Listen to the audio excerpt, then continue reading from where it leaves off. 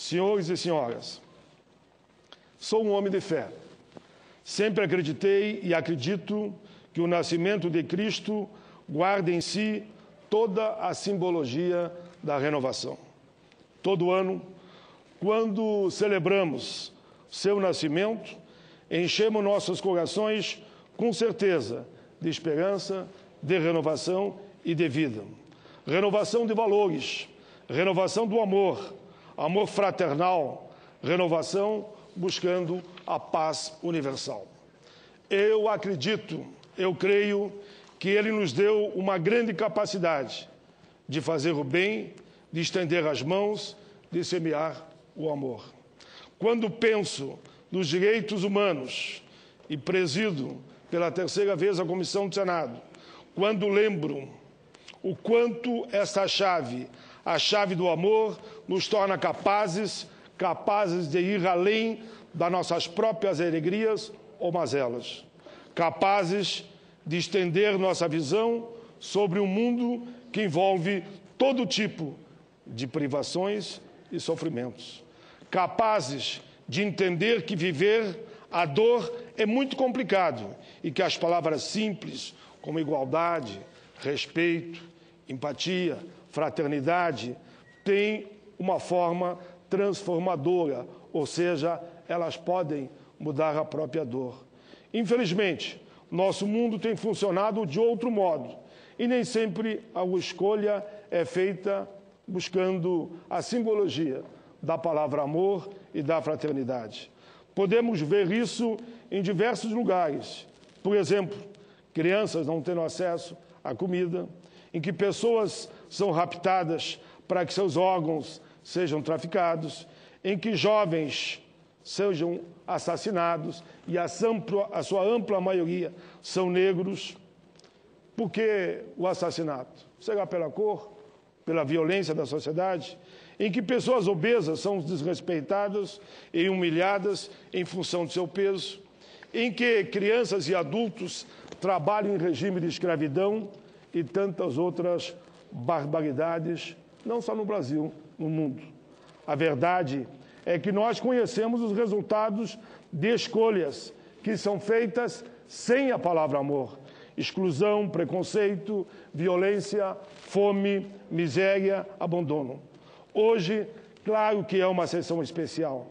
Uma sessão especial que tem a felicidade de celebrar com justiça os 20 anos da Rede Vida de televisão, que se tornou a maior rede transmissora da TV católica no mundo. Uma rede que prega o amor, uma rede do amor, que chega até nós com a intenção de semear. Semear o quê? Palavras simples e contribuir para as mudanças de escolhas que estejam na linha da fraternidade e do amor. A Rede Vida está presente na extensão completa do território nacional, com sinal aberto, VHF, UHF, nas 27 capitais de estado e nas 500 principais cidades brasileiras. A primeira emissora nacional que está 100% no sinal digital. A história do catolicismo no Brasil é inseparável da história da evangelização. As primeiras missões de jesuítas que aqui estiveram no século XVI, das quais faziam parte José de Anchieta e Manuel da Nóbrega, tinham por missão pregar o Evangelho e buscar a conversão dos povos aqui presentes. As mesmas motivações à evangelização também estiveram presentes na criação da RVT. Situar a sua contribuição na história da evangelização brasileira pode, portanto, dimensionar melhor o verdadeiro milagre da sua criação e o seu desenvolvimento. Milagre da televisão. Era, nesses termos, senhoras e senhores senadores, que o fundador da Rede Vida, o jornalista e empreendedor João Monteiro de Barros Filhos, referia-se à sua criação, percebendo nela a intercessão do verdadeiro Criador. Proprietário do Grupo Monteiro de Barros, a rede de comunicação que editava o jornal, o Diário de Barretos, venceu a acirrada disputa pela concessão do canal regional que deu origem à Rede Vida. Se a criação da RTV não rivalizava, porém com os perigos devido a sofrido pelos nossos primeiros missionários, os jesuítas do período colonial, não deixou de conceber como uma aventura contagiante de desdobramentos imprevisíveis. Alguns fatores, entretanto, colaboraram muito para a criação da emissora. Na época do surgimento da rede de televisão católica, o debate sobre o lugar da comunicação de massa na evangelização já se colocara por várias correntes da Igreja brasileira e era claramente estimulada pela Santa Fé. O Vaticano, senhoras e senhores, apoiava iniciativas de criação de emissoras católicas e o Papa João Paulo II mostrou-se muito ativo nessa parte. Na mensagem de agradecimento sobre a criação da Rede Vida, o Santo Padre fazia votos de que, através desta nova emissora televisiva, a cultura cristã possa penetrar nos lares dessa querida nação para formar, afirmar e promover uma opinião pública em consonância dos direitos natural e com as doutrinas e preceitos católicos e, ao mesmo tempo, relacionados com a vida da Igreja. Testemunhamos o enorme empenho de membros destacados da hierarquia da Igreja Católica para que a iniciativa de Barros Filhos frutificasse. O formato da entidade que gerenciaria a grande programação da futura rede de televisão católica foi longamente debatido pelo jornalista e por vários prelados. Ilustres representantes da Igreja Católica Brasileira, sobretudo Dom Antônio Maria Muciolo, bispo de Barretos e, posteriormente, arcebispo de Botucatu, e Dom Luciano Mendes de Almeida, presidente da Confederação Nacional dos Bispos do Brasil, CNBB. Dom Luciano era um entusiasta do projeto. Procurou desfazer todas as dúvidas. Declarou o venerando prelado que não faltaria apoio a todas as iniciativas de bispos e leigos que queriam assumir responsabilidade de dotar o país de veículos compromissados com a verdade e com o respeito que se deve à família brasileira. Dom Antônio Muciolo, bispo de Barretos, moveu montanhas para disseminar a ideia entre a comunidade católica.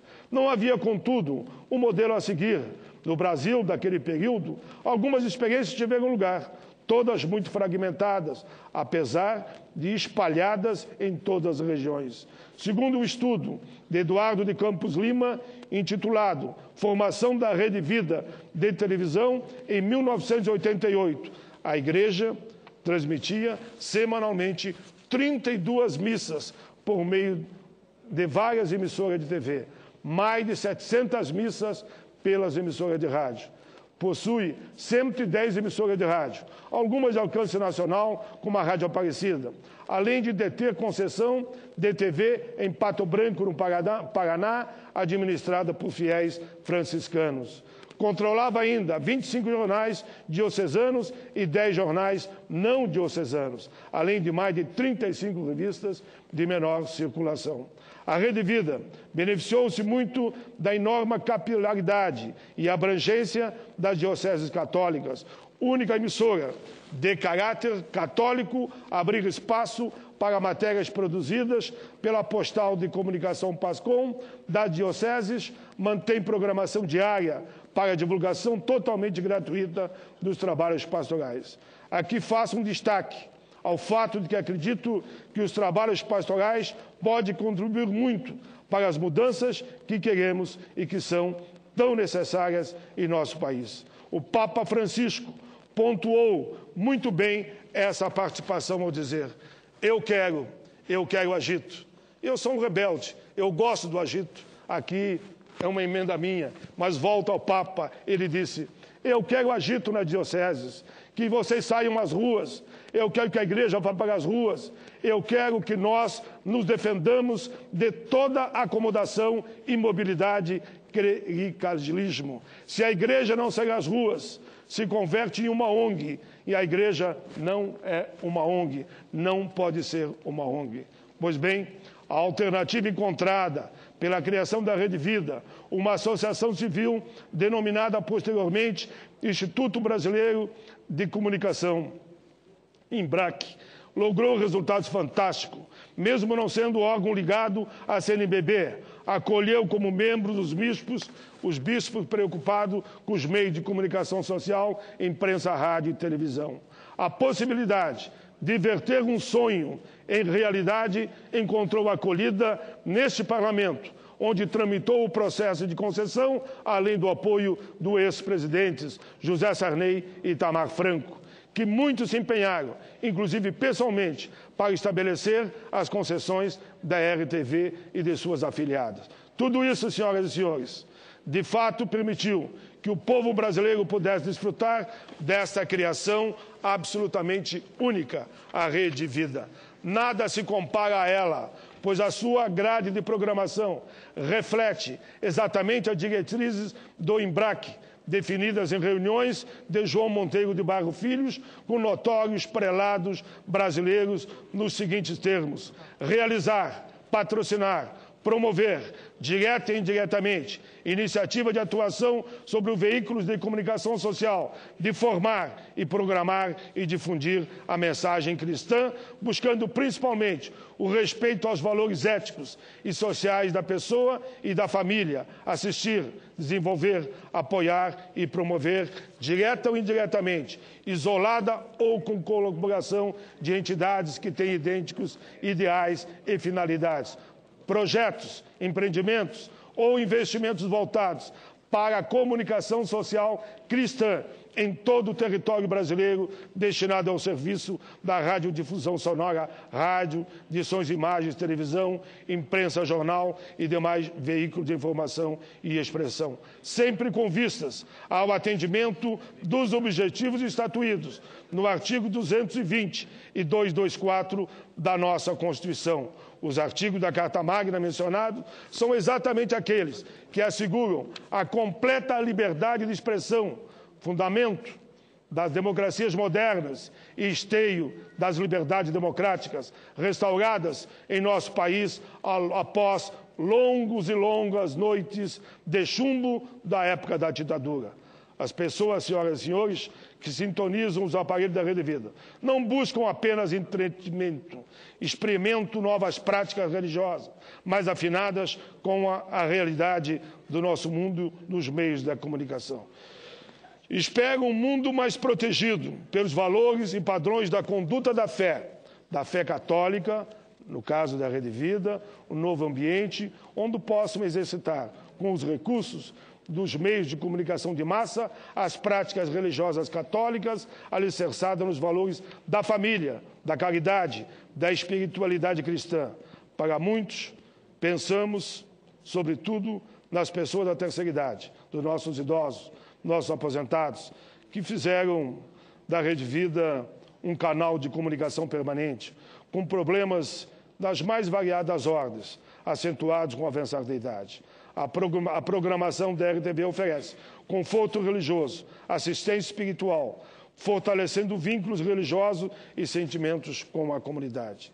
Impossibilitados de comparecer fisicamente aos cultos, essas pessoas cumprem as suas obrigações religiosas por meio da televisão. A programação da RTV não se limita, porém, a prédicas religiosas, a diversidade de programas, com amplo leque de opções que contempla as questões mais cadentes da realidade brasileira e a sintonia com a visão do mundo católico e os valores da ordem democrática, abre uma janela para o amplo exercício da cidadania, da proteção dos direitos humanos e a realização da justiça social.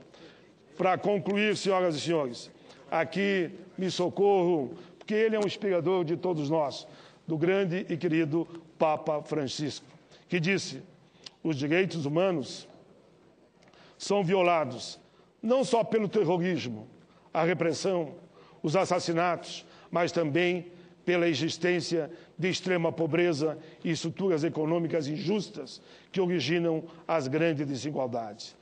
Todas as mazelas que vivemos deveriam mesmo nos fazer lembrar do valor, o respeito aos direitos humanos. Eu mesmo já falei por várias vezes na Rede Vida, aqui em Brasília, sobre esse tema nos programas dos jornalistas José Maria Trindade e Denise Rotenburg, sendo muito bem lá recebido pelas relações da emissora, pelos altos profissionais competentes que lá trabalham. Aí, senhor presidente, senhoras e senhores, senhor presidente da Rede Vida, eu ainda reafirmo, o conteúdo da emissora aproxima-se cada vez mais da moto simbolizado por seu logotipo, uma estrela de 6 pontas, estilizada e dourada. Segundo Dom Luciano Mendes de Almeida, representa difusão da Boa Nova, uma palavra de fé. Difusão da Boa Nova, uma palavra de fé, pela formulação que faz jus à história da Rede Vida nesses 20 anos de existência. Me congratulo com seus administradores atuais por preservarem e fortalecerem esse precioso legado, a maior rede emissora católica do mundo. Vida longa a toda a humanidade. Vida longa a todos os militantes dos direitos humanos. Que a nossa fé, que a fé de todos nós, ilumine e guie para sempre a caminhada dos homens e mulheres de bem. Que os ideais, e aqui eu termino com essa frase, que os ideais do maior revolucionário de todos os tempos, Jesus Cristo, Filho de Deus, sejam eternos entre nós. Está encerrada essa longa fala, mas que foi escrita com a assessoria do senador e do